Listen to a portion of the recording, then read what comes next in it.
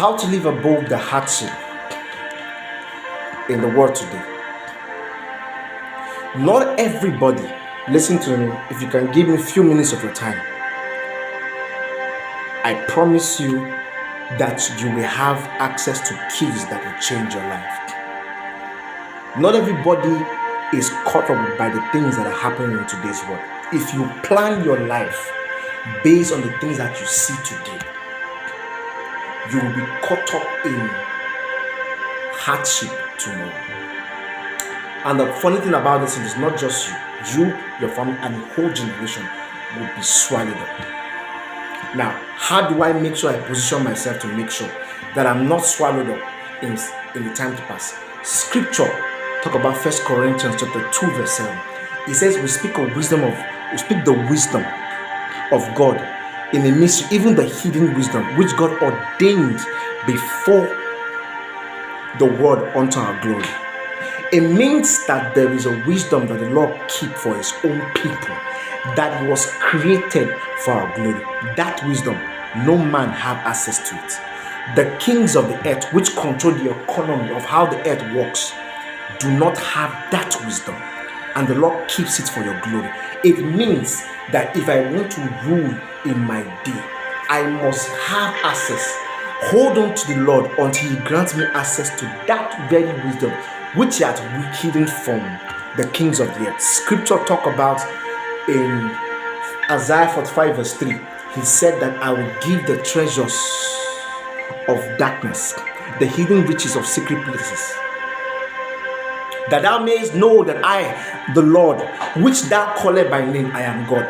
Meaning that there are riches on the earth that even the kings of the earth have no access to it. That is specifically explained in the story of Joseph.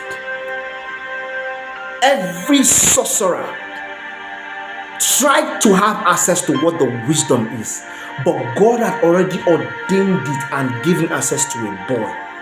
That boy, which was not from a rich family, but because of his heart, he was after God's heart.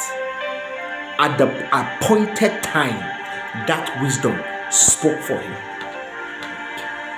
to a point where it was said that everybody on the earth was under Joseph except the king that was on the throne. What can bring a man from a poor background into slavery, into being a prisoner, to be killed, down to become the second most powerful man on the earth? Wisdom. Wisdom is the key. We saw the story with Daniel, that the whole sorcerer and the whole earth on the kingdom of Babel was going to be killed because of one wisdom. That wisdom was given to Daniel, and that saved the whole generation.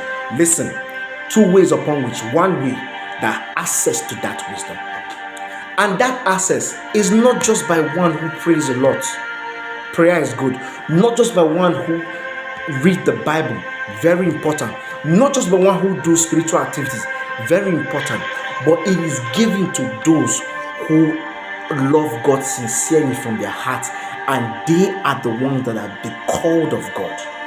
Scripture talk about the fact that all things work together for good for those who are loved by God and are the called. That means there are specific people who is talking about. And scripture, second ways upon which you can also have access to.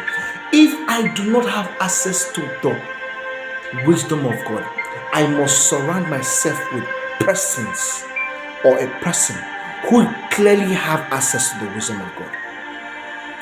Because of what was upon Joseph, the family of Joseph was saved.